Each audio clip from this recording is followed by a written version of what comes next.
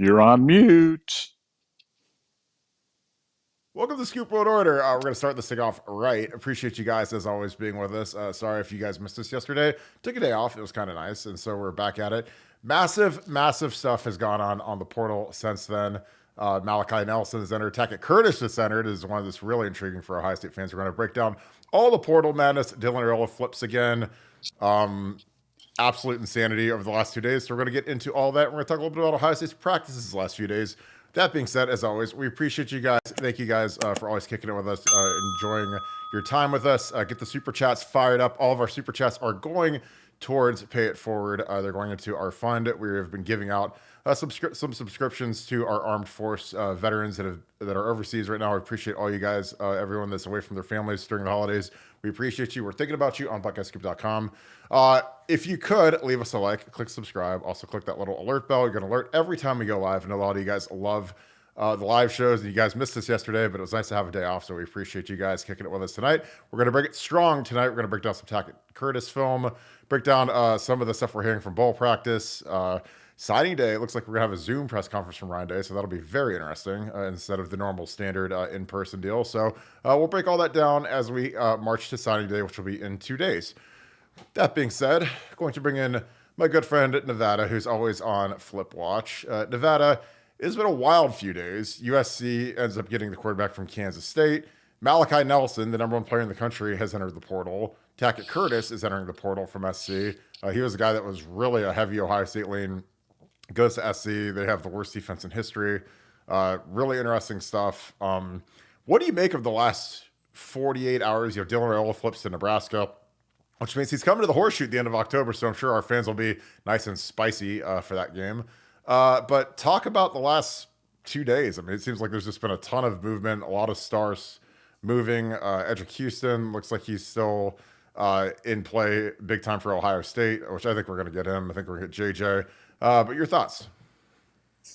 Yeah, it's getting used to this portal madness that kind of goes on because it just seems like every day there's new names coming on, there's new names going off, and you know it's clear. It's become clear through my conversations with people at Ohio State and the people close to the program, people associated with the program, and the agents that are out there kind of dealing with Ohio State on a daily basis that Ohio State's pretty much playing a pat hand right now. And for, Ohio State fans, I know Ohio State fans want to characterize that as, oh, we're missing on a lot of guys, or we didn't get this guy, or we didn't get, and it's like, they're just not convinced that a lot of these guys are better than what they have in the room. And I think when they've had a chance to go through kind of evaluations after the bowl, this bowl practice, where bowl practice has been really interesting because in bowl practices before, guys, we would have guys working out. Like I'll use, for example, Chris Olave. Chris Olave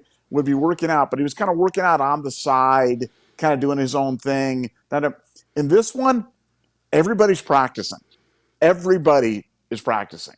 So it's not like Emeka's out there, but he's just running drills on the sideline in sweatpants or what. Like he's in practice mode. Trey Henderson's in practice mode. So these guys they're going after it, and I think Ohio State's had a really good chance to kind of look at what they have for the Cotton Bowl, what they have going forward for the future, and they like this. This was a talented roster. They like the guys that they have, and I think they're going to be very selective about their portal acquisitions that are using a rifle approach, not a shotgun approach. And I think that's kind of showing with kind of the, I'll say lack of activity, but there just hasn't been that much that they've been able to focus on. And as new names kind of arise that can change things, Tackett Curtis might be a guy that they kind of get in on, but they're just not going after a lot of guys right now because they like the hands that they have. Yeah, I agree. I think that there's, you got to realize you're dealing with kids, their dreams, their families. Some families are crazier than others. I'm very blessed. So my father died when I was 12. He was 39. So I had just my mom. My mom is the greatest sports parent of all time. She's a coach's dream because she never talked to the coaches ever. That was my role. You're not allowed to talk to the coaches. Not allowed to talk to Jim Bowman, Jim Tressel. I mean, you're allowed to say hi and happy birthday, coach, but no meetings in the office, no getting heavy-handed with the coaches, no threats, none of the crazy stuff that I hear. Some of these parents are insane. and they get bad reps because they're trying to manage and micromanage everything. So I was very fortunate that my mom was, kind of like just completely hands off, completely aloof when it came to football, which was good for me. But some of these parents are just they're crazy, and so I think that you got to be real careful when you're talking to your kids about, hey, the coach is screwing you. Hey, you're not getting a real shot. And sometimes, I think that if you're, a real man, you're one of these kids that's trying to figure out how to gain a better standing with the team, depth chart. How do you have to get better? You got to go to the coach and say, hey, what's my plan? How can I get better? Why is this kid in front of me? What are my deficiencies? And just have a real honest conversation. And some of these kids, I think that they just get, there's coaching staff changes. There's the thing I love about the portal. Some of these kids, they'll get recruited by a prior coaching staff, and they'll have a coach that loves them. New staff comes in, don't love them anymore, and so the portal is great because these kids can go advance themselves. And a kid like Tackett Curtis, he commits to Alex Grinch. Alex Grinch obviously gets whacked year one. Their defense is absolutely atrocious, and he's in the portal. And this is a kid that I love. We got his film on right now, in case you guys are wondering who this is. This kid played both ways. He's a missile. He's like a little baby Brian Urlacher type linebacker. I would love for this kid, because it was down to us at SC at the very end. I'd love to take a look at this kid. I don't know if we are interested in this kid, but I think that, when you're a kid from Louisiana and you go to Los Angeles and you play on like 120th rated defense, like you get real homesick real quick. So I think that, this is the kind of kid that would be perfect in Jim Knowles' defense. I'm sure that we'll have interest in him given how young he is and how, we got to replenish that room. I mean, there's, odds are we're going to get the Caleb Orr kid who's from Cal, who's real good. But we got to see CJ Hicks do some stuff. Gabe Powers, time to go. Some of these guys get into year 2 and 3 and they haven't done much. So it's gonna be fascinating to see if we go after Tackett. I love the kid. Malachi Nelson's another one. I don't think we're gonna go after him, because to me, if a kid like Malachi Nelson is in the portal, who's the number 1 player in the country, and a kid that, frankly, the Raiolas had no interest in going to SC because Malachi was there because he was so good. But the fact that Lincoln Riley went after a 1-year rental quarterback in Will Howard from Kansas State and pushed Malachi into the portal really raises an eyebrow to me, just because you think with Malachi, you get him for 2 more years. He's kind of a franchise-ish type quarterback, but he's been dinged up. And, if Lincoln Riley's pushed the kid into the portal, it's probably because he can't play. Because, if you take Will Howard, you're going to lose Malachi. What are your thoughts on that, Nevada? When a kid like Malachi Nelson, who was a consensus number 1 player in the country last year, hits the portal, what, does that raise a red flag to you, especially the way Lincoln Riley went out and, pursued, a kid in Will Howard from Kansas State who's a senior, he's going to have for 1 year as a rental? Well, yes and no. I mean, obviously, anytime a kid goes to the portal, for me, it's a red flag. I mean, there's some sort of a deficiency that kept him from succeeding at the current place that he was, whether that was something that in front of him that was better, a system that didn't work, an injury, whatever it might have been. But it's certainly a red flag, not a knockout, but certainly a red flag. Now, in USC's case, though, I'm pretty close to the USC boosters, as you're well aware, and the pressure that they're putting on Riley to win now is just so high. You know, I could see why he's going after Will Howard. We love Will Howard. We think that we watched his tape the other day, and I love everything about him. He is a Josh Allen clone. He can run, he can pass, and he's a guy that can help you win right now. I mean, what you mentioned about Malachi is exactly right. He's a development project. He's a guy that you take, play next year, take your lumps, and then go the next year and be real good and kind of move on. And what you're seeing with some of these college coaches right now is they don't want to wait.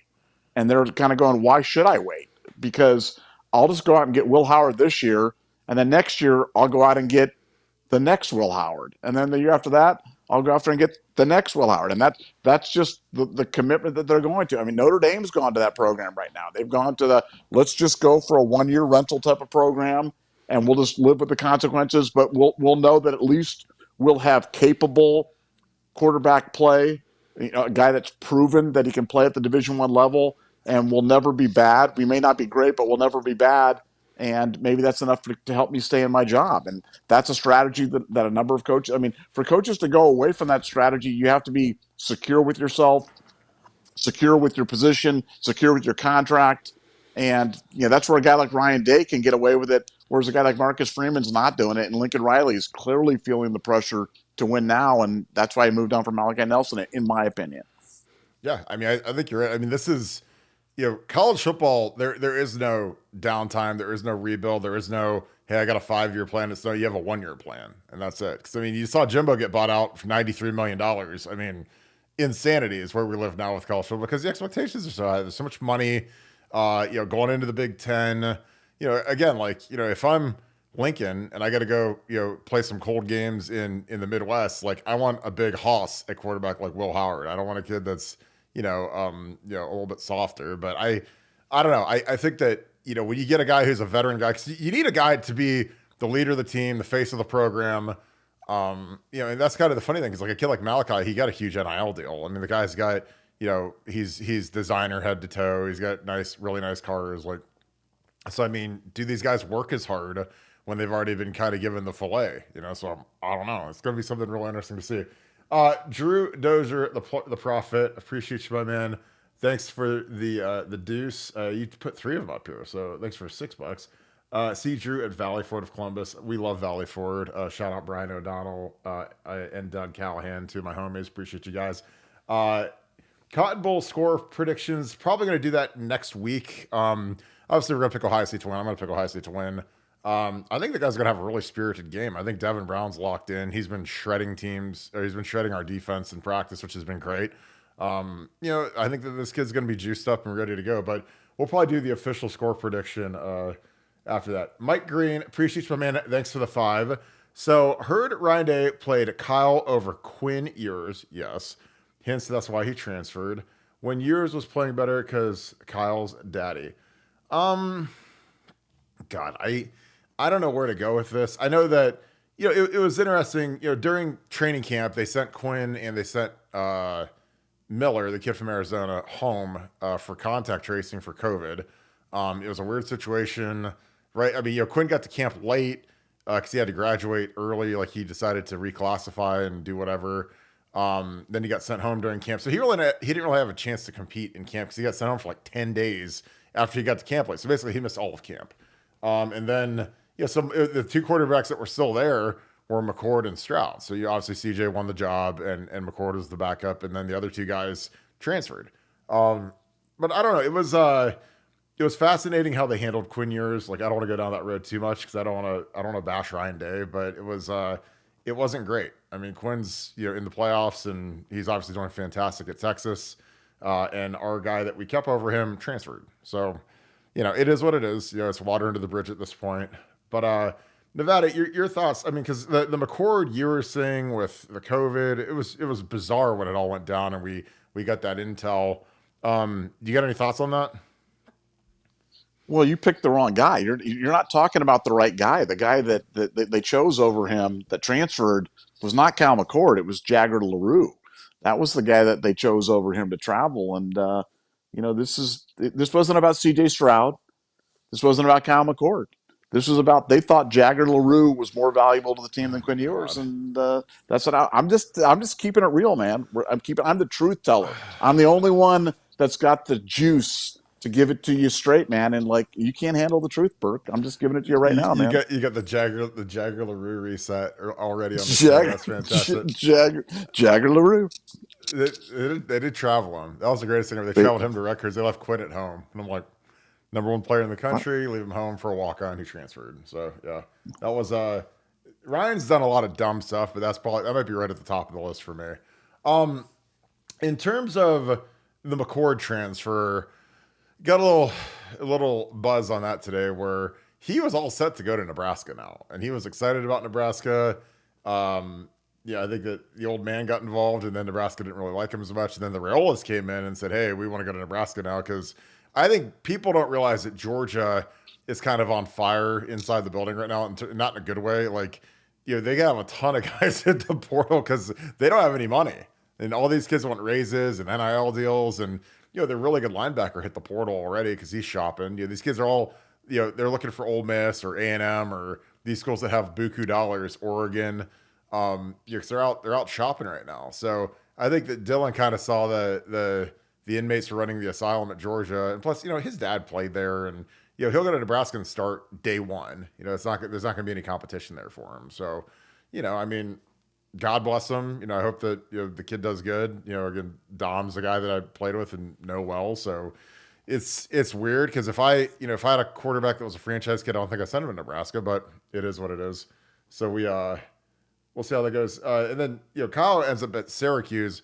Nevada, what are your thoughts on that? I actually looked their schedule up yesterday. It's pretty soft, but your thoughts on Kyle McCord headed to Syracuse? I think it's a good spot for him. I like the staff there. I think it's a good spot. Like you said, the schedule's not overly hard.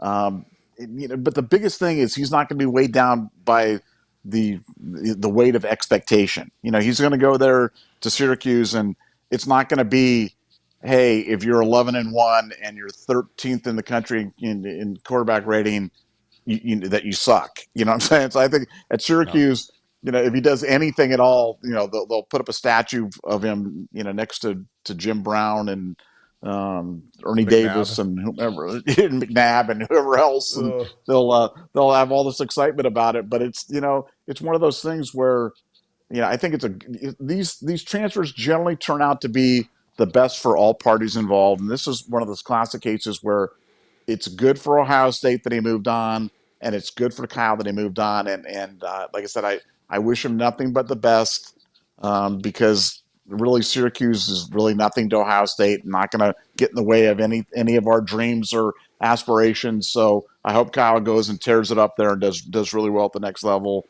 because he's a nice kid, and he gave a lot of years to Ohio State, and I appreciate it. Yeah, and like the hard thing, when I talk to people on the team or within the team, there was kind of a sadness around the whole fact that he transferred out, just because like the kid just went 11-1, and the kids on the team love Kyle McCord. Like they think he's one of the nicest guys. He's just a good kid, and so there was kind of a sadness there. And again, I couldn't imagine going 11-1 and losing to Michigan by a touchdown or whatever it was, and all of the sudden my quarterback, who I just won 11-1 with, takes off. And, it's not like he took off to go to Alabama or somewhere. Like he picked like Syracuse. So I just think that there would be a sadness if you lose a kid like that. Again, like you got to play this bowl game now. And Devin, has kind of taken the bull by the horns, but it would just be weird in the wacky world of college football. The fact that a quarterback went 11-1 and then bolted to go to Syracuse, which is a huge downgrade in my opinion. It's strange, it's weird, but it's where we're at. Don Schaefer, thanks for the 10. Appreciate you, brother. We're hearing a lot about Brown, but are any other guys blowing up in practice? Well, Matt Jones, Luke Montgomery are running some with the ones now, so that's very interesting. Appreciate the work you guys put in this every day. Thank you, Don. Appreciate you, my man. Scoop Ultra member as well. We are due for a Scoop Ultra chat, so we'll keep you guys posted on that. It's going to be Scoop Ultra members only. And it'll be kind of a little simple thing we're going to do. It'll be a blast. But Carnell Tate's the guy, man. I'm telling you, he's the guy that's going to blow up this bowl practice. He's got a lot of chemistry with Devin, man. They ran with the twos all year. Again, you guys don't realize how much, when you run in certain huddles, if you're like the first team guys, so if you're McCord thrown to Marvin, Emeka, Julian, that second crew is Carnell, Innis, Jaden Ballard, whoever else they circle through there. And those guys develop a lot of chemistry because they take all the reps together. They do a lot of throwing and 7-on-7 together. So there's got to be a natural chemistry between Carnell and Devin Brown that doesn't exist with the other guys, with Emeka, Marvin, should he participate. So I'm going to be real excited to see Carnell. Nevada, we've got some big time guys coming on. I honestly, here's the thing.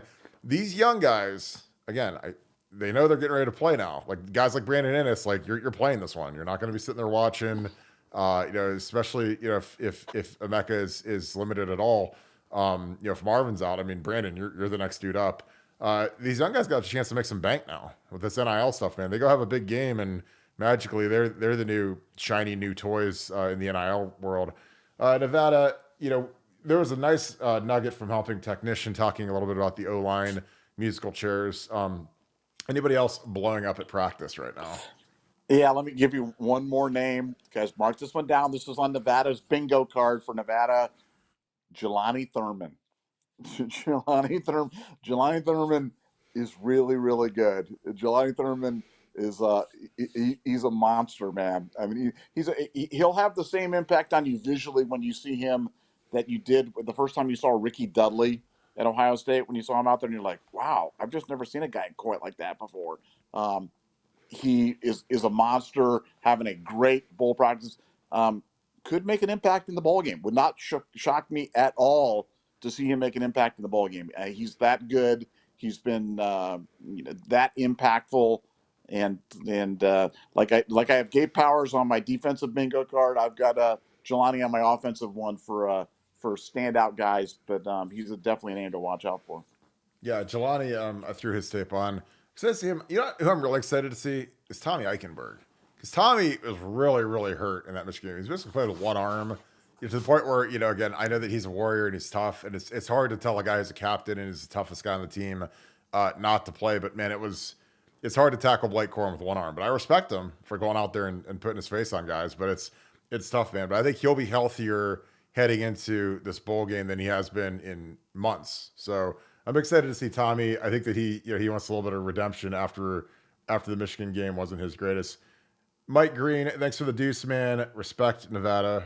Appreciate that, as always. We love Nevada. I'm going to do your second one for the 5. So the writing on the wall, the last time we heard players big up our QB like they're doing for Devin was CJ. The defense is raving with a smirk. See, I think, again, one of the best things that you could ever learn in football that I used to always say this to the kids is that the players know who the players are. So you can say that a few times because it sounds a little weird. The players know who the players are. But when you're out there playing, man, you know the guys that are ballers. Like there's nothing can save you when you're on that field if you can play or if you can't play. Your daddy can't save you. Your NIL deal can't save you. Your nice car, your pretty clothes, your Louis Vuitton purse, none of that can save you if you can't play. So that's the cool thing about practice when you get out there against a kid like Devin. If Devin's shredding, I mean, those guys, I'm telling you, like they're saying, hey, we know something that you guys don't know. And Devin was real close to winning this job now. And again, it's like when you have that opportunity, again, I don't do the M&M thing, like, that one opportunity, that one moment, whatever. That's kind of what this is for Devin. Devin's a guy that, he was real close to winning it. And then he gets kind of put on the shelf for a little while. Then he gets hurt. And then, by the blink of an eye, all of a sudden he's our starter for the bowl game, and he's got the opportunity of a lifetime, the opportunity he's been dreaming of. And he's got Mecca back. He's got Carnell. He's got Ennis. We'll see what Marvin does, but he's got some dudes now. You got Cade Stover. He's got a loaded plate of guys to throw to. So I'm excited about Devin. Like I'm very excited about Devin. Nevada, how are you feeling? I know that the hyperbole has been crazy. Like I said, Saturday. Literally, it was Devin Brown's best practice as a Buckeye, shredding. Like, literally the best practice he's had at Ohio State. And, on Saturdays, they usually scrimmage a little bit because they give them Sunday off. So, they put the screws to the guys a little bit just so they can get a good hard eval in. Again, you have to kind of beat the tar out of these guys in bowl practice. It's kind of like training camp all over again, especially like the last 2 weeks. This week, they'll be more into game plan for Missouri. And then they'll have the practices at the bowl site. But your thoughts on Devin and what he could potentially do? I'm going to toss some Devin Brown film on. Well, I think what you're hearing from the defensive guys is what I'm hearing from the people that I talk to there is just it's a different kind of OSU offense with Devin back there, and it's strictly because he's more mobile. He moves around in the pocket. He extends plays. He can do, and we just haven't seen that. So I think what the difference. It's so palpable because you've got a guy that's not sedentary back there. And, people haven't seen it yet, but they will. They'll see it on the 29th. Devin's not a stationary target back there. He'll run around, he'll move around, and he'll extend plays. And that's what's been causing the defense fits this entire bowl prep. And, his arm, I've heard people talk, I don't think he's got a good arm. I don't think he's very athletic. Man, he's got a big arm. He's got a cannon for an arm. And he's plenty athletic enough to kind of move around and extend plays and make plays. Like you said, he's been having really good practices. If he was bad, we would tell you. We would tell you. We'd be like, Devin hasn't looked great. He's been okay, and there's no equity in us hyping a guy or hyping a guy that's going to be good if he's not going to be good, because you'll see soon enough. If he runs out there and he stinks, you guys will be like, "What are you guys talking about? You guys don't have any idea what you guys are the worst." And we're like, "Yeah, he's just terrible." Devin Brown's not terrible, man. Devin Brown's a good player. He's a good player. He was close to winning the job at the beginning of the year, didn't. I totally respect that Ryan went a different direction, but he's ready to go now, and I think he's going to play well on the 29th. Well, yeah, and again, like he was the number one player in the country on three. So now on three is a little wonky with the recruiting rankings, but after he committed to Ohio State, he literally was like the number one player in the country for them, 5-star. So it's not like we're pulling out some 3-star kid from like Dubuque or something. This kid's literally a 5-star talent, and again, Ryan Day took him. So Ryan Day, if he's going to offer you a scholarship, you're probably really good because he gets to basically hand pick whoever he wants a quarterback every single year. And he's not playing around. Like he doesn't just give you a scholarship offer to Ohio State when he's maybe arguably the best quarterback coach in the country. It's probably him or Lincoln Riley at this point, I'd say, just based on the last 8 years. But I'm just saying, like this he's good, and Ryan doesn't just hand out scholarships like they're lollipops when you go to the dentist. So I'm really excited about seeing this kid. Sean, appreciate you, brother. You're on here all the time. Thank you so much for being a regular. Thanks for the 10. Any particular reason Day is doing National Signing Day via Zoom? You guys are very astute because that raised an eyebrow to me. Maybe it's me, but not hearing much from Day this month gives me the impression he's got 1 foot out the door. Also, D-line recruiting has been poor. Nevada, I don't know if you know this, but they announced to the credentialed media that they get to have a Zoom call with Ryan. They don't get to come in and have him, give him the normal press conference and whatever. And again, I don't care because I think that those things are about as dull as watching paint dry. But does it raise an eyebrow to you that they've moved it to a Zoom call, which is really weird to me because I don't think I've ever heard of because normally like National Signing Day is like a big, that's like a big pompous, you usually have like some of the guys that are, I mean, we don't have winter quarter anymore, but we used to have like the mid-year guys would go back when we had it in February, which you can't do that now. But, it's usually like a pretty big day where, it's the first time Ryan Day gets to talk about these guys because, up until they sign, you can't talk about them. It's illegal. So is it surprising to you that Ryan moved it to a Zoom call? I mean, well honestly, what's probably what it is the OSU press corps is so hard hitting and asking the tough questions that Ryan's probably afraid to go up there and face these guys down. You know what I'm saying? Because like you're sitting in a room with 30 sweaty fat guys that are going to sit there and not say anything other than, "Hey, Ryan, do you know where there's a good buffet in the downtown area?" Or, "Hey, Ryan," I'm sure that he's afraid of facing those guys down, those 10 angry men. And so he's probably hiding out in the Zoom call. But given that that's probably not the case, it's probably just a logistical thing. Ryan's probably out on the road doing whatever or wherever. And so I don't think he's afraid of staring down the beast that is the OSU press corps. What's your favorite flavor of vanilla pudding, Ryan? Please tell me. God. What's your These favorite? guys are the worst. What's your favorite moment from the season, Ryan? How good is Kyle McCord, Ryan? No, it's just it is funny. So I'm like, God, guys, at least ask something that's thought provoking. But it's not really in their DNA. But yeah, I think it's interesting. Like I said, I don't care because it's going to be nothing but hyperbole. He's great. We're happy. The class turned out great. There's still some kids we're waiting on. Yeah, but like to me, signing day, as much as I want to love it, it doesn't matter because half these kids are going to hit the portal next year anyways. I mean, 2 5-star quarterbacks hit the portal in the last month that were the top 2 guys in their thing, Malachi and Dante Moore, the kid he's going to go to Oregon now. Like I don't know. Like I'm excited because like I said, it's going to be interesting to see. I think you're still in good shape with JJ, Edric Houston, but I just feel like you're never in good shape with these kids because if it doesn't go the right way, like we lost Tackett Curtis last year and everyone was sad and how Jim Knowles can't recruit and whatever. But guess what? We might be getting him right back, because the kid obviously made a mistake. He went to USC. He saw the palm trees and glitz and glamour and song girls, but the song girls are great. But when you give up like 700 yards every game and you get shredded and your DC gets fired after 10 games into like a 3-year contract, like that ain't great. you know. Wait a So second. Can we have a rule here on this thing that sure. we do not denigrate the Song Girls in any way because I the didn't Song Girls denigrate are them. No, I said the Song Girls are great. I no, said the Song no, Girls are but great. The defense but isn't. I don't even want you associating them with Alex the Grinch's defense or anything negative at all because the Song Girls are the greatest thing in the history of college football, and I don't want to hear your Song Girls slander after you've Oh my slandered. god. I mean, none of that. But we're not going to bring the Song Girls are awesome. In fact, you should have like a picture of the Song Girls. We should put that up as the Nevada Buck thing. Is the USC Song Girls? Is that what you want it to be? Do you want me to Yeah, do we that? should. I think we'd get more viewers if we had that. You know, so we could either do that or do like a Jessica Alba from Into the Blue thing or something like that. I remember when we went to that Oregon national championship game. I mean, they were strong. I mean, those Oh yeah, cheerleaders were they were no joke. nah, that Thank was God for definitely no joke. the Big Ten got a nice injection because we're going from like the Nebraska Corn Hog girls and the Iowa chicks to now we're getting Oregon and USC in the mix, which is going to be great. All right, back to it. Sergio Sama, thank you, brother. Appreciate you. Thanks for the vibe.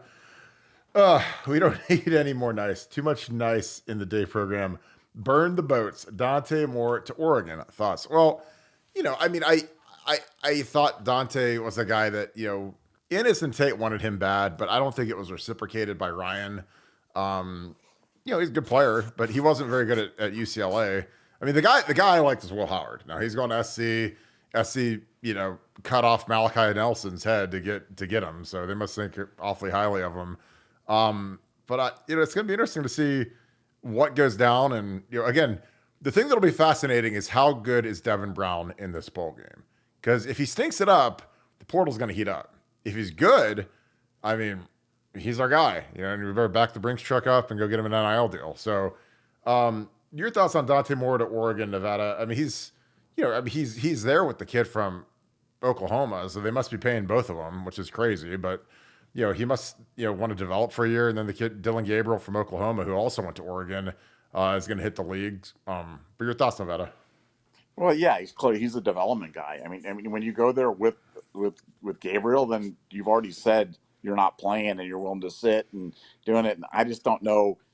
Does Ohio State really want to go into the portal with all that comes along with a portal kid? The money, messing with your room and everything for a development guy. I don't think so. So no, I like you said, the guy I liked. I know the guy that you liked was Will Howard, but he's gone. So we soldier on and move on to the next one. And I'm excited to see Devin Brown. I know I keep saying that, but I just can't wait for this bowl game. The bowl game. I didn't think I'd be this juiced for the bowl game, but I am completely geeked about watching this bowl game. For no other reason, just watch Devin Brown run around back there. I think it's going to be a lot of fun. I agree. I think it's going to be awesome. Like I kind of like the opt outs, the portal. McCord's gone because it makes the game like almost even more exciting because you get to see kind of a glimpse of the future and like seeing is Devin Brown really that dude? Again, you had one of the most the prophet Nevada literally coming out and saying that Kyle McCord will take the first snap, Devin Brown will take the last snap, and here we are. Welcome to the Missouri game. And again, like what an opportunity for the kid. Like I'm excited to see him play because, I mean, is this going to turn into Trey Sermon where all year long we heard how good this guy was and me and you got ridiculed nonstop by saying Trey Sermon was our best running back when we were starting Master Teague or whoever was in front of it. It was terrible. And then all of a sudden they put Trey in for the Northwestern game. He runs for like 350 yards or whatever it was. Then he runs for another 280 or whatever he did against Clemson. It was like the greatest stretch of all time for a running back. And I was like, I told you guys he was the best running back in camp. Like, and I had really good sources, and they're literally like, he might be the best player on the team. And then like the first game he has like 4 carries. I'm like, again, it's just is that going to be Devin Brown? What is your projection for a stat line for Devin in this game? Do you feel comfortable doing that, or do you want to wait another week? Man, yeah, that's tough. That's so tough. And unfortunately, it's like you just never know. It really is going to depend on the game planning and what they do, and how much they kind of unleash him in terms of doing stuff. Because, you know, I mean, Ohio State could run the ball a lot in this game too, and so I'm expecting it's going to be gaudy. I think it's going to be good. But let me give that a little bit more thought, draw a little bit more data about from the game planning. But I'll definitely come out with a score prediction. I'll definitely come out with a stat prediction, prior to the game. Now, I want you to know my score prediction today was that Old Dominion was going to beat Western Kentucky, and they were up 20. They were up 28-0, and then lost the game. So Nevada Buck is poorer this evening because of the team that lost a sad, 28 sad nothing Buck. lead in a bowl. Sad Buck. It's a sad poor Buck. Sad panda Buck. Here you go. There's your song, girls. So I got my old lady with my little infant kid. Literally, I said, Kim, you have to go get a photo with the song girls. Like, this is before the Colorado game, like 6 years ago, and they were playing SC out in Colorado. And I saw the song girls sitting there, and I was like, Kim, you have to get a photo with the infant and the song girls. And she's like, okay. So I go over to him. I was like, hey, would you mind taking a photo with my little kid? Because I was like, this is like, it's the song girls. Like, when are you ever gonna see the song girls? So they were actually like, it was great. So it was actually, I'm a big USC fan. They play one song over and over again. I think I learned the entire song because they played it like 600 times during the game. Like, you could be in their marching band in probably 15 minutes because you just play one song, the same song over and over again. And they rock it though. That's for sure. So there you go. No song girl slander around here in Nevada. Told you. Appreciate it. All right. We got Yoo-Hoo. Thanks for the buck. Yo, is it Yo-Ho or is it You-Hoo? Could be one or the other. Appreciate you, my man. Mike Green, thanks for the 5. What made me so upset with our team playing Kyle over Devin was how good the run game was with Devin. Agreed. Plus, Dev made the throws Kyle wasn't making. Agreed. Like, I mean, I like Devin's game. Like, I put on his his high school tape because then you can kind of really see what the kid does, and it's like, he can rip throws now, and he's playing, he's not playing with, he's not throwing, he doesn't have Marvin Harrison Jr. on his team like Kyle did. He's got a bunch of little white dudes running around, and, I mean, he can put his foot in the ground, run, go get that green grass, and go make it 2nd and 3. Again, scrambling, guys that can run, if you're an offensive lineman, it's the greatest thing in the universe. If you have a quarterback that can scramble a little bit and just move the chains, just by any means necessary, get it done. So I'm excited to see this kid. I think he's going to be, he's going to be doing, again, here's another dime piece. Again, he was the number 1 player in the country by On3. Now, On3 probably has the worst rankings out of any of the services, but it's still something. He was still their number 1 guy. But yeah, I'm excited about that. Nevada, would you go after Malachi Nelson if you were Ryan Day? No, I would not. I think that what you're talking about is just kind of about a guy that's been highly ranked. But if Devin Brown's the truth, you're going to have him for at least 2 more years. You've got Lincoln coming there. I mean, frankly, Aaron Nolan, in my opinion, is Malachi Nelson. You're talking about a big raw guy that can kind of do a lot of the same things. I think they've got a lot of the same deficiencies as well. So no, I think unless you've got a guy, I just don't think you go development through the portal at that position. I think if you're going to the portal for a quarterback, it better be Justin Fields. It better be a guy that that is just absolutely can't miss. Step in. He's going to be the starter day 1. There's no discussion. This is what's going to happen, and he's going to go on to the NFL and be a high draft pick. I think if you're not going with a guy like that, you're not going with a guy that's absolutely proven at the college level, he better be a transcendent talent. Now, I'm not sure, Malachi Nelson fits that, but at least for me, I think if he was better, I think he would have been better. But, and I think that Lincoln Riley certainly wouldn't have gone after Will Howard, but he did, and I think there's a reason for that. Yeah, and again, I think that Ryan kicks the tires on a lot of these guys because, again, he wants this program to get back to that first roundish type quarterback play, and I think we're going to be in good shape. Again, I think the toughest part about going after a portal guy, especially when he's a 5th or 6th year guy, is that you're going to reset that whole room. Like you're probably going to lose Lincoln. You're going to lose Devin for sure. Is that guy worth it? Is he that good? And plus, when you go after these transfers and these grad transfers, the way Marcus Freeman's doing it, I just don't know how you sell recruiting a high school kid anymore when you're like, hey, we want you to come in and develop and blah blah. It's like, well, yeah, I can come in, develop, and like wait my turn and do my thing, but then you guys are going to bring in a guy as a 5th year guy who's better than me anyways, and what's the point? Yeah, I think that's something that Ryan Day is a guy that he's a great quarterback developer. He's very tough on quarterbacks. And I think that he takes pride in like developing guys. I mean, when he got Justin Fields, the beauty of Justin Fields is you got him for 2 whole years. You got him for that sophomore year and that junior before he went to the league. Some of these guys, you get them for 1 year. If they're going into their junior year or whatever, it gets a little sketchy and a little iffy.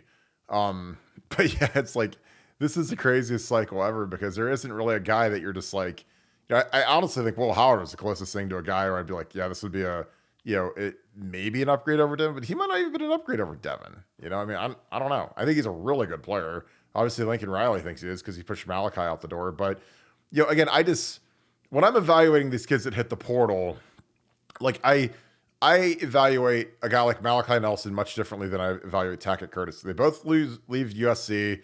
Obviously, Tackett, Alex Grinch, defense is terrible. Grinch gets fired. Obviously, I'm sure Tackett was close with the defensive coordinator. And some of these kids, I think they get homesick. A kid from Louisiana going out to LA, that's a long, long ways away. And it's like a whole different universe when you leave little Louisiana, Moni, Louisiana, to go to USC. I mean, that's kind of, I could see there being some of that there potentially. But Tackett is leaving, after having a fantastic freshman year, or Malachi is a guy that, everyone predicted would, sit a year behind Caleb Williams, the returning Heisman winner, and then he'd end up being the guy. And so when Lincoln Riley pushes him out the door, despite him having 2 more years of eligibility left, at a minimum, if he's a 3-and-out guy or he plays a full 4 years at USC, that raises a huge eyebrow because Lincoln Riley knows how to evaluate a quarterback. And, again, he's had, your boy Baker and Kyler and, he's had some really Caleb Williams, obviously, Heisman, really good players. But I don't know. There's something that stinks about that.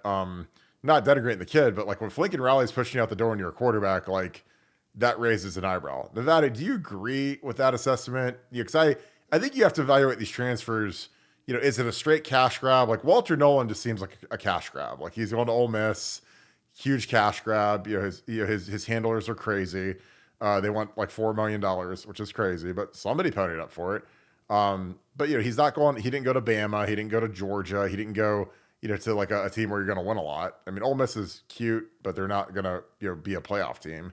But your thoughts on evaluating each kid that enters the portal independently? Well, I think the best thing that you got to consider on this is a point that you made the other day on thinking it, which I think is just an underrated point and nobody talks about it, which is what is the impact going to be of this kid going to be on him? And I'm talking about specifically when you're talking about NIL and those kids that are NIL grabbers, because when you do this, you're not only setting the market for any other kid that you may potentially want to bring into the transfer portal, but you're setting the market for every kid that's currently on your roster. So how can you look somebody in the face when this kid's asking for $1 million or 500,000 or 700,000 or 300,000 or 2 million or whatever it is, and talk to guys that are starters on your team about why they're going to get 50 grand or 100 grand or $150,000 when this guy just came in here and just blew your locker room up? And I think that's why Ohio State's got to be so careful about this, because it's not just cultural about promises and commitments made to guys about development, but it's just about the financial realities of NIL, of what you have or what you have to spend, what you're not. We've talked about this before, but Georgia just had half their team walk in and ask for NIL money, and Kirby Smart told them, do what you got to do because we don't have any NIL money for you. So if you got to leave, you got to leave. That literally happened to Georgia. So we're not the only program going through this right now. I think LSU's having a similar thing going on right now. It's just the nature of, if you're not in the playoff, everybody else is going for money. So frankly, I mean, from my perspective, I think Ohio State's done really well navigating this in terms of the type and quality of guys that we've lost. It hasn't been the top guys. It's been more depth guys that were buried on the depth chart. And I think it's really a tribute to Ryan Day as opposed to a knock on him. But that's just my perspective.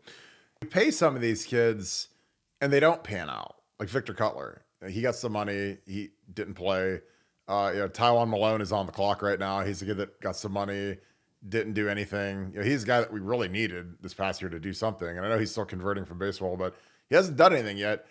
How does that affect the locker room? Victor Cutler showed up, took the money, and now he's at Louisville. He just committed to Louisville the other day. Because not all these guys are going to pan out. It's kind of like NFL free agency. Like, just because you pay somebody doesn't mean they're going to be any good. Doesn't mean they're going to have the same motivation.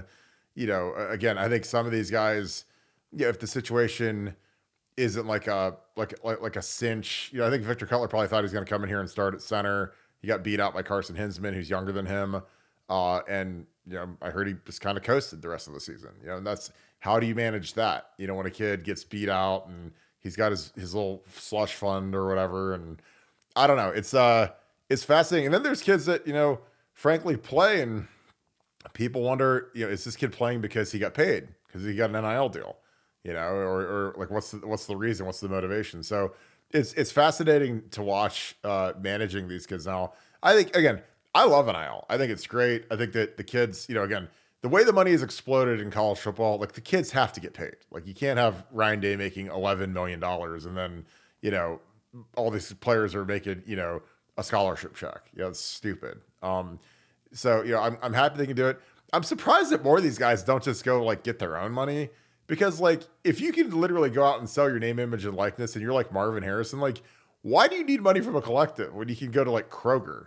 I mean, Kroger is their own collective. Kroger is the largest grocery store in the world, and they offered Marvin a lot of money to stay for next year, which I don't think is enough, but pretty good sum, 7 figures. So, I just think that it's fascinating. Nevada, as we get into the scheme and the game plan for Missouri, we've heard a lot of stuff. I think we're going to throw the crap out of the ball, honestly. Given the depth at running back, also given the fact that, we want to see, I think that Ryan's going to treat this game as an evaluation mode for Devin Brown. It's either going to be this, there you go, or it's going to be this. And I think that that's going to be, let's go throw it 45 times and see what this kid's got, and then call me afterwards. Again, I think that, this is a critical year for Ryan. It's a critical year for Devin, for this offense. But what do you think we're going to see? I know we still got a little bit of time to get some more stuff. They practiced today. They got a couple more practices before they head home for Christmas. What do you think we're going to see out of this?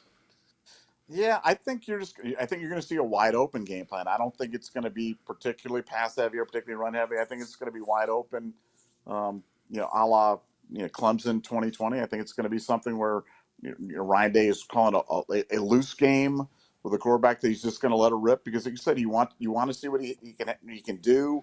This is a perfect game for Ryan Day to call. This is a perfect game where he's got a month to prepare for this. It's not a great defense that we're playing, but they're certainly capable. And Ryan can go out there without the weight of expectations with a brand new quarterback and views. But I've said this before. Want to say this again for emphasis. Ryan Day wants to win this game. This is not about auditioning for next year. This is not about seeing what that. This is about winning this game. And so he's going to take the path that leads him to victory in this game because he wants it badly. And it changes the whole offseason.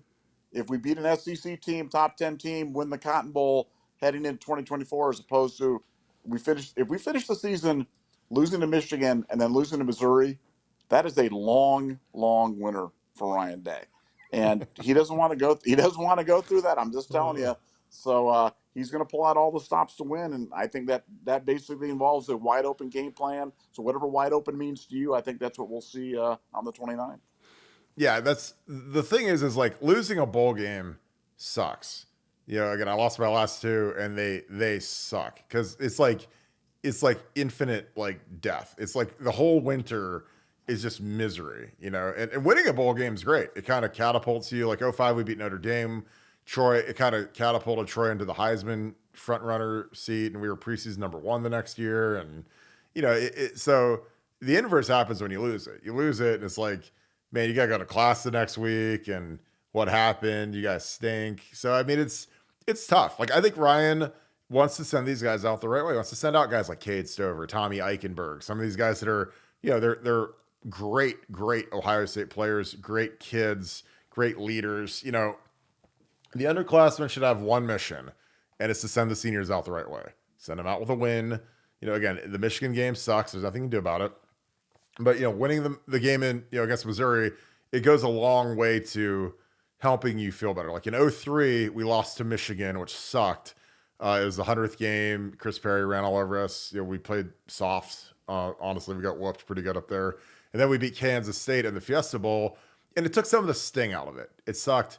And then the funniest thing is that I was like, hey, did we get rings for winning the Fiesta Bowl? Because that'd be kind of cool. And nope, no rings for Ohio State unless you win the Big Ten. So Like every other school in the universe probably would have given out a ring for winning a BCS game versus, I mean, K State I think was a top 10 team. I mean, they beat the pants off Oklahoma. They beat Oklahoma like 55 to like 10. And Oklahoma I think they might have been the number 1 or 2 seed in the or team in the country. That's when they had Sproles. Sproles was like he ran for like 200 yards against Oklahoma in like the Big 12 championship game.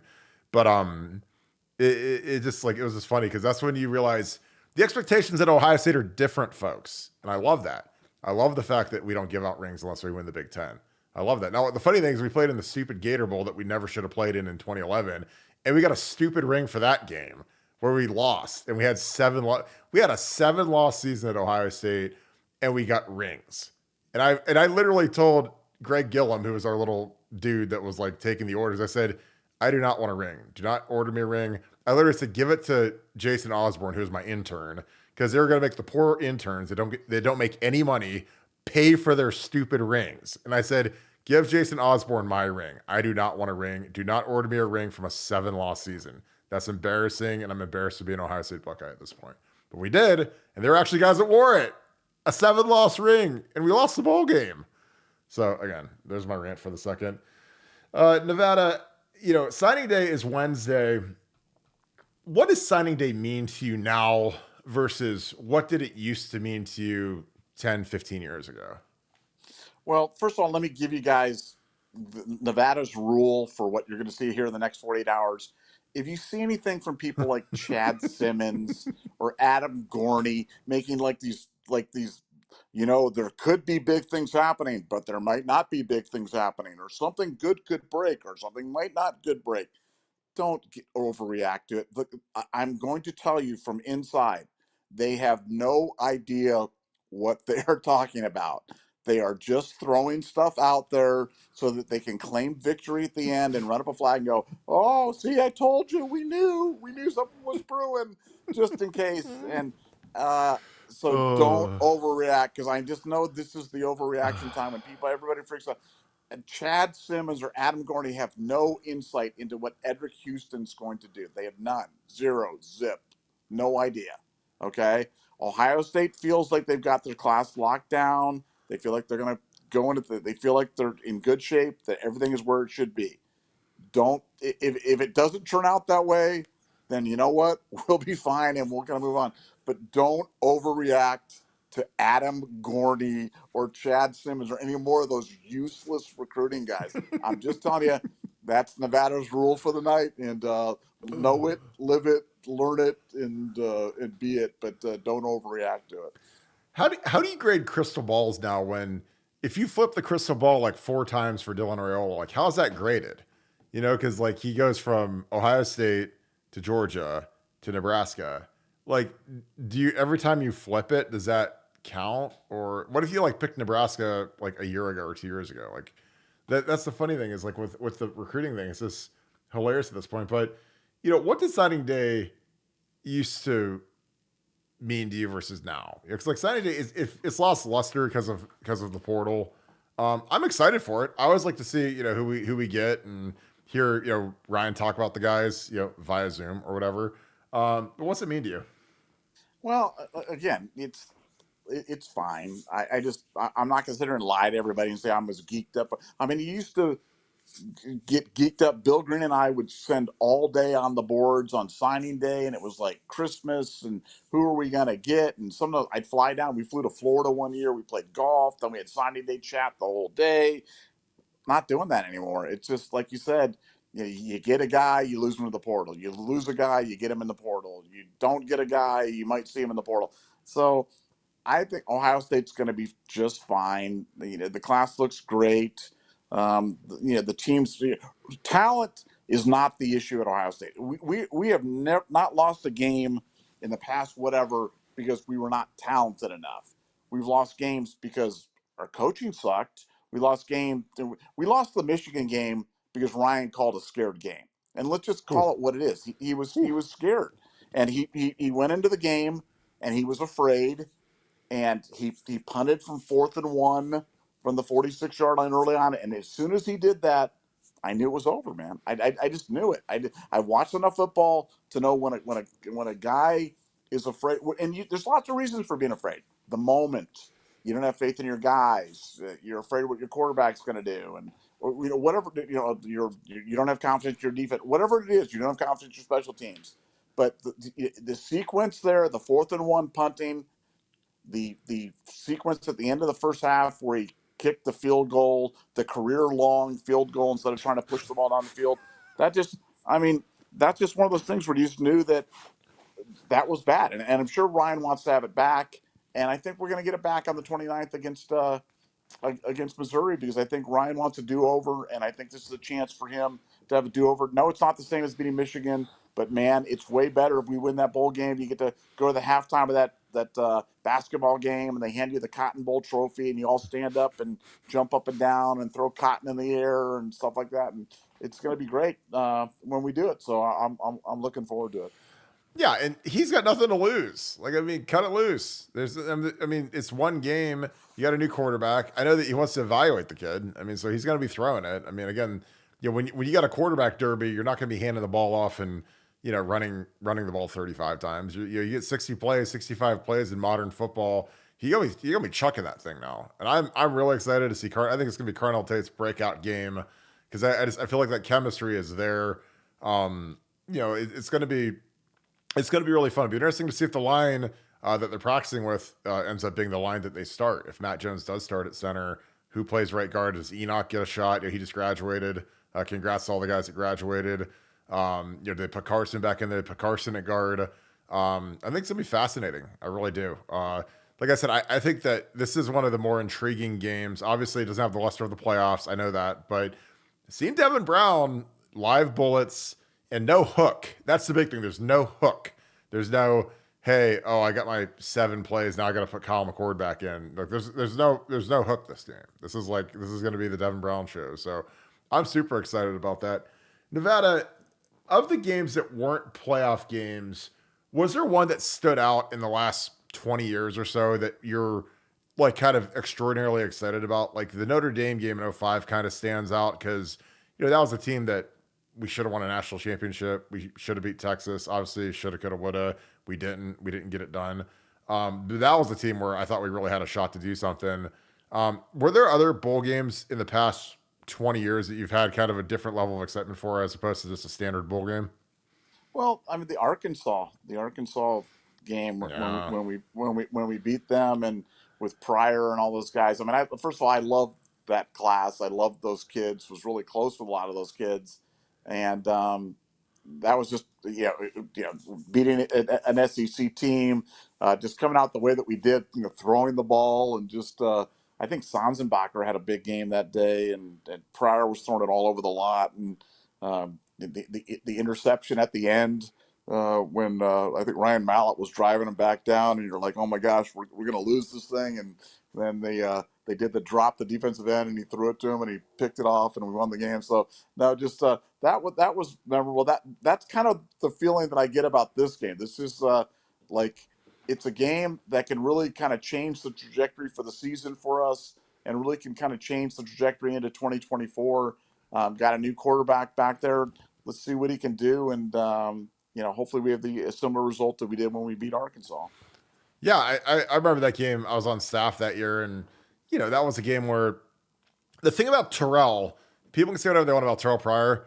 That dude is one of the greatest gamers in Ohio State history. That guy was always on. So you can say he had a wing ding throwing motion, and you can say he said dumb stuff all the time. But when he got in between the lines, man, that dude was. I mean, I had ultimate confidence in that kid, and I remember Wes Satterfield, who's the GA with me. I literally told him, I was like, "How you feeling about the game?" And he's like, "I don't know, man. Arkansas is pretty good." I'm like, "Dude, we're gonna run these guys. Watch." And then the funniest thing about that game is we ran them, and then we almost gave the game away. Like we had a blocked punt. I think we had a blocked field goal. I think we took a safety. I mean, we had all these dumb things happen in that game. And I was like, "Are we point shaving right now? Like, what are we doing right now?" And it was amazing because Terrell was so good. Cam Hayward was unbelievable that game. I remember they couldn't block Cam. Dexter Larimore was fantastic. Dexter was one of the more underrated guys in school history. He wasn't an NFL guy, but he was a really good nose guard, college guy. Shout out to Dexter, man. He was a load when I had to block him. but it's just fun to see. That team had a lot of really underrated, good to great players. Ross Homan was outstanding. Brian Roll was outstanding. And the cool thing about that game is some of those guys were freshmen or sophomores when I played. So like there were guys that were still like former teammates. So it was really cool seeing, that was Justin Bourne's last game, Mike Adams. Mike Adams that year was fantastic. His senior year, he was not anywhere near as good as he was his junior. His junior year, he was really good. And, he kind of leveled off his senior year, but I thought he could be a top 10 pick after his junior year if he had gone, not if he had gone pro, but physically, he really played well that year. And he played really good players. Like Iowa had, the guy 94, Adrian Claiborne, JJ Watt. I mean, this was like a loaded year to play tackle in the Big Ten. And he handled those guys. At a Watt, he had a bunch. He had a sack against Brewster where they lined him up at nose. That was on the NFL highlights, and he beat JB Sugars, but he didn't beat Mike.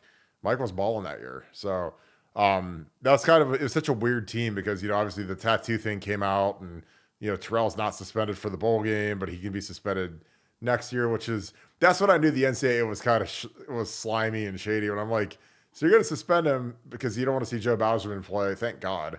Against Arkansas, but I was glad they didn't because we needed Terrell. We needed every bit of Terrell for that one.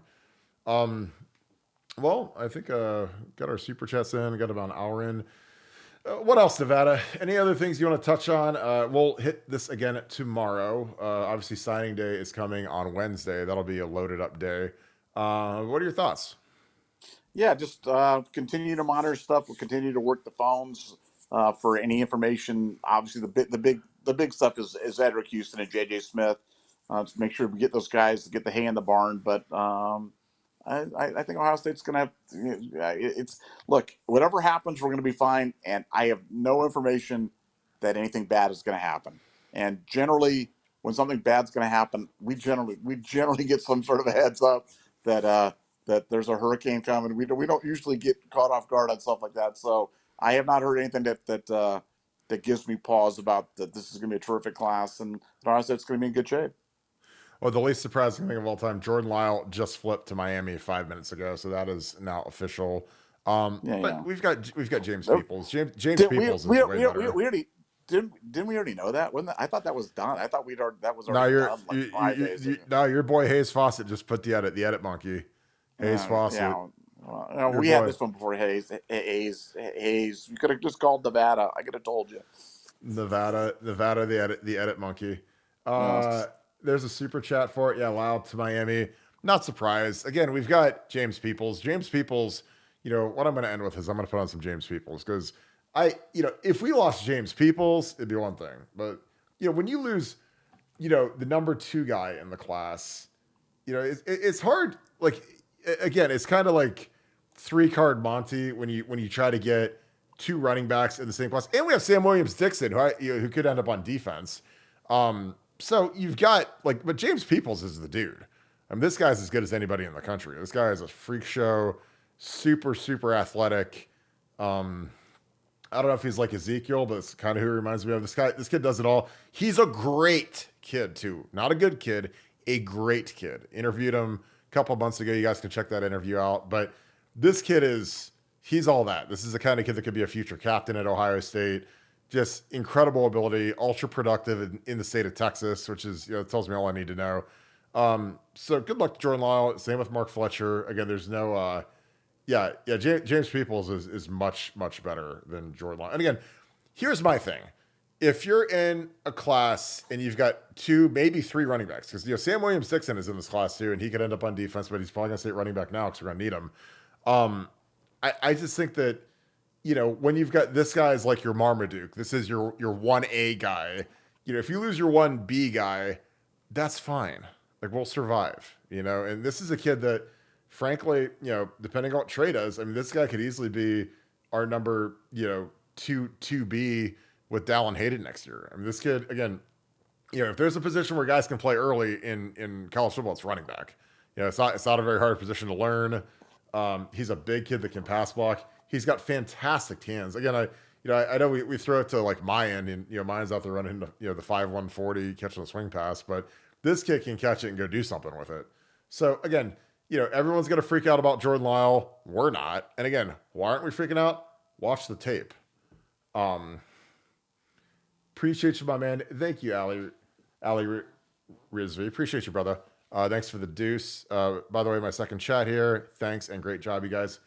Again, and that's it is what it is. And James Johnson, see, yeah, like Jordan, the kid we just lost isn't even a top 300 recruit. And again, he might turn out to be a Dream James, but he might not. So I don't know. Like I said, I put this James Peoples on because I know everyone's gonna freak out because we're losing a kid to Miami, which is fine. We lost Mark Fletcher, and somehow we survived this year. Somehow we ended up being way better than Miami was, like we could have predicted. But James Peoples is really exciting. Like, this is a guy, like, this might be the first guy, if I'm Ryan Day, this might be the first guy I talk about in the press conference, because I just love his tape.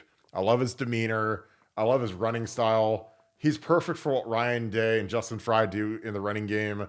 And he's got the afterburners, like, look, pulling away from guys in Texas. Like, that tells me all I need to know. Big boy, big ball in Texas. Nevada, your thoughts on James Peoples? And, is taking 2 running backs in a class ever really worth it? It's almost like taking 2 quarterbacks. Like, I always feel like you're going to lose one pretty quick, but I love this kid. Yeah, well, I mean, clearly he's better, and that's not to denigrate Lyle. I mean, we said this about Lyle when Lyle was in the class, so it's not like a shock. And frankly, I don't think anybody's going to be freak. I don't think anybody, the most extreme fans, will be freaking out about losing Lyle. We've talked about this. We knew that he was leaving.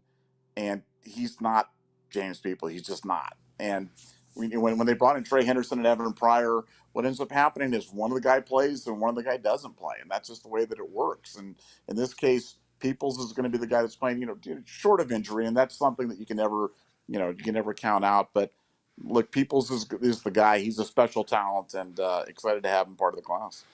Yeah, I love everything about this kid, and I'll sleep like a baby tonight. God bless Jordan Lyle. I hope he enjoys the sunshine. I just, I don't. If I'm serious about my football career, I'm not going to Miami. I mean, they've been in the dumpster for 20 years basically. So, you can go to Ohio State, get coached up by Tony Alford, to take that all day. It's a rocket ship straight to the league. Cold War sub vet. Thank you for the 5, my friend. Appreciate you. And this goes into pay it forward. As a Navy vet, shout out Navy. I love Navy. My father-in-law is a Navy guy. Appreciate you. Currently working for the DoD with the Ohio National Guard. Love the Ohio National Guard. I want to give you a bravo Zulu for your support to the soldiers. Again, my father-in-law is one of my best friends here, heroish type guy, great guy, big Navy guy, served like, again, we're very, very pro armed forces here, pro America. Just kind of how we are, again, we know what you guys do, the sacrifices you guys make. We appreciate it. Nevada, obviously you moved all over the world, in your upbringing. Anything quick to say to our Navy guy? Appreciate you, my man. Nah, appreciate it, guys. Best of the best. Appreciate you guys. God bless you and stay safe.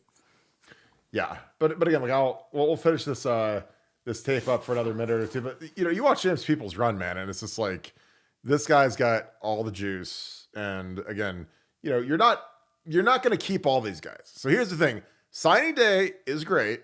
And everyone's going to be excited on signing day. Everyone wants the signing day national championship, whatever. But, half these classes or a third of these classes are going to end up hitting the portal. So, we might sign Jordan Lyle and he might end up like our running backs that hit the portal. And we had 3 running backs hit the portal, So, I mean, like our kid went down to Cincinnati. Pryor went down to Cincinnati. Will Trill Harson, the walk-on from Massillon, hit the portal. Mayan went so it's like, you might be excited for a day, but when the cream rises to the top, again, like, I love this little screen pass right here. This is fantastic. And again, when he gets it, he's doing something with it now. He ain't just plodding along trying to get a few yards. This guy's doing something with it. And he's fun to watch. Like, I'm telling you, and a lot of these little sweeps and stuff, this is stuff that Ryan likes to run in his offense. So again, you look at the traits, the physicality, you look at the agility, but then you look at the scheme that he's in too, and you're like, this guy's a perfect fit for what we do. So again, if we lost this kid, I'd be a little sad, but dude, it's Ohio State. And the era of the transfer portal, if someone wants to go get paid and be an NFL running back, come to Ohio State, because all of our guys go to the league, all of the good ones. So, if you want to become an every down guy, and Tony Alford's been on a hot streak with J.K. Dobbins, Trey. I mean, did you guys see Trey Sermon the other day? Trey was killing it. I mean, 17 carries, like 88 yards for the Colts. Again, a guy that we love, a guy that, frankly, I thought was going to be, a superstar in San Francisco when he got drafted by Kyle Shanahan in that scheme.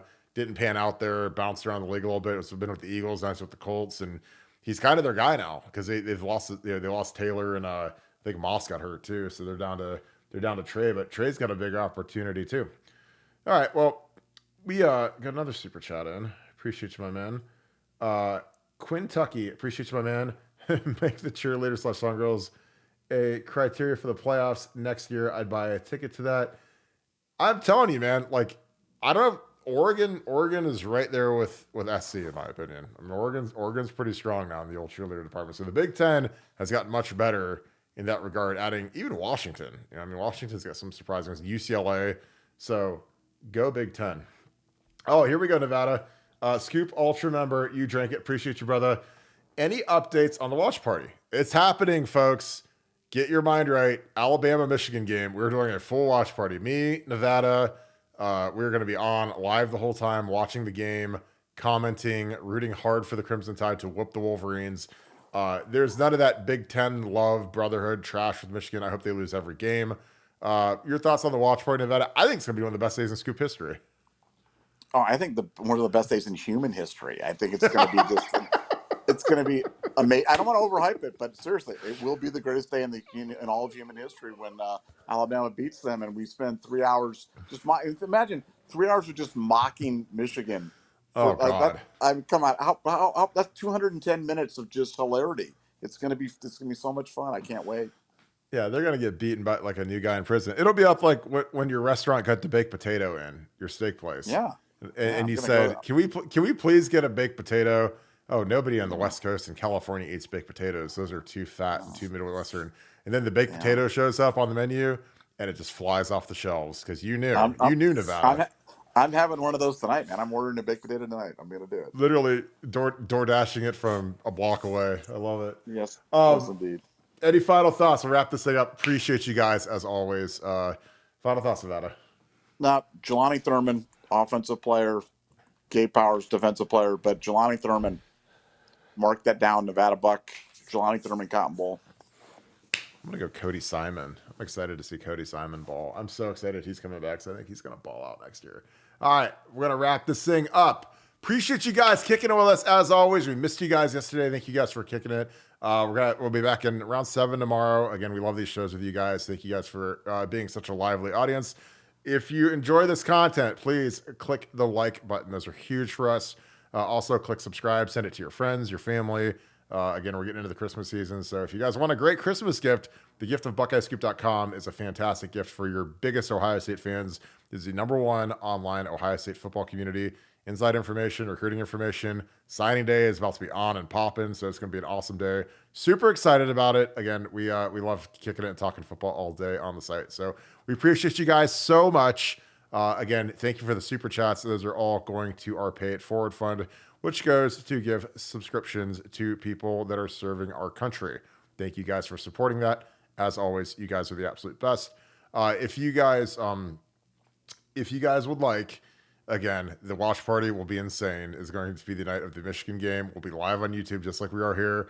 Me and Nevada are going to be watching, commentating, and having a high old time watching Alabama beat the brakes off of Michigan. So I hope you guys tune into that because I think it'll be a blast. That being said, thank you so much, Buckeye Nation, and thank you, Scoop family. I'm going to talk to you guys tomorrow. Again, I missed you guys yesterday. I'm glad you guys are all back. Talk to you guys soon. Go Bucks.